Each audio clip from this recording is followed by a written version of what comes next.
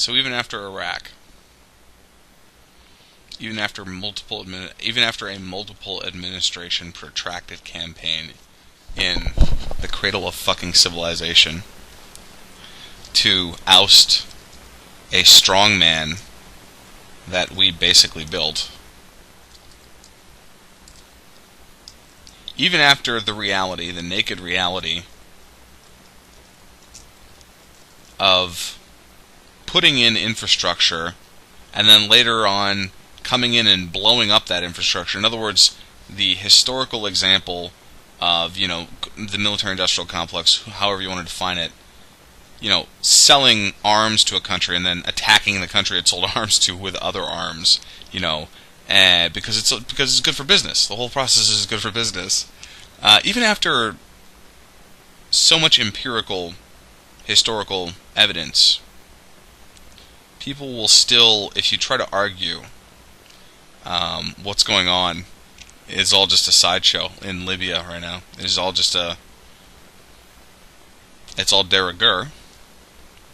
They will point their finger at you. They'll wag their finger in your face and say, "No, show me proof. Prove it to me." What do you do? What do we do at this point? What do we do at this point? Other than cultural information war, I mean, what else can we do? If we're not setting about educating people, if we're not making people, if we're not helping individuals become more subtle in terms of their style and their taste, their appreciation, right? If we're not engaged in this, what else can we be engaged in? Nothing else is fucking effective. Nothing else has been effective. I'm pointing at 14,000 years of human history. I look at the modern world, and you know what I see? A handful of people controlling everything. Now, this has basically always been true throughout all of human history, but never to this degree. And in for like all of recorded human history, we have fought pitched battles and insurrections. We have constructed guillotines of various kinds. And we've never really solved the problem. And no society, no civilization has ever really thrown off the shackles of tyranny. There are some good examples. America, for a given interval, is a pretty good example. But barbarians are always at the gates. Barbarians are always at the gates. And like I said, probably the most damning thing is that our own society, Western civilization itself, has really given birth to the most profound types of monsters. And that it is this reality that we must grapple with. That the world is run by a handful of monsters and always has been.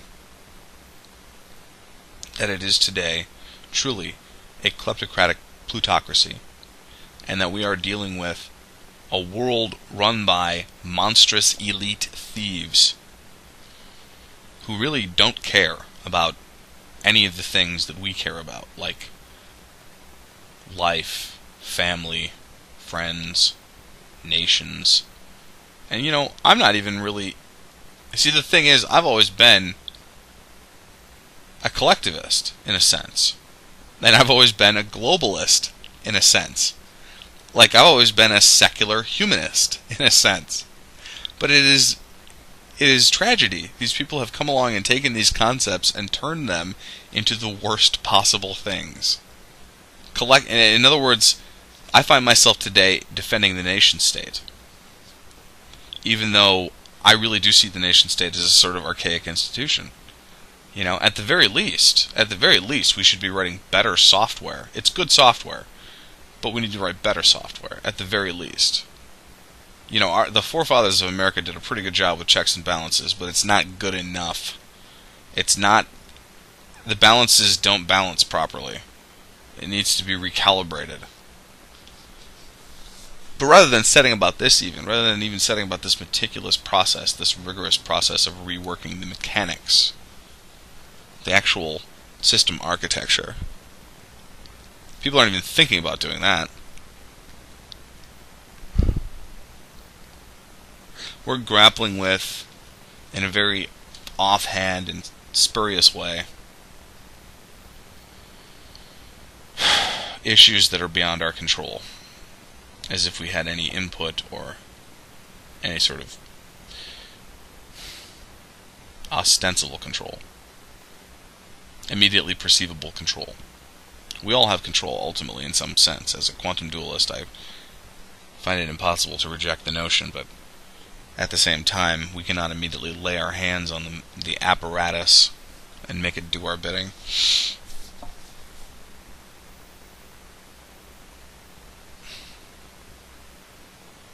You put in your own various types of useful idiot strongmen, and then you come in and you blow them up. And this is part of a much larger piece of gameplay, a much larger raid, if you will, a much larger campaign. This is just a tiny little piece. This is one little area of the board where things are being moved around in. And even the really well informed and intelligent among us is caught in the eddying Chomsky effect, parabolic fucking vortices of idiocy, where the individual is preoccupied with foreground analysis, and this has some sort of prophylactic effect against genuine synthesis. It's almost like the Catholic Church. It's almost like the Inquisition or something. Thou shalt not think differently than the experts. Thou shalt not challenge established wisdom. Thou shalt not challenge the experts.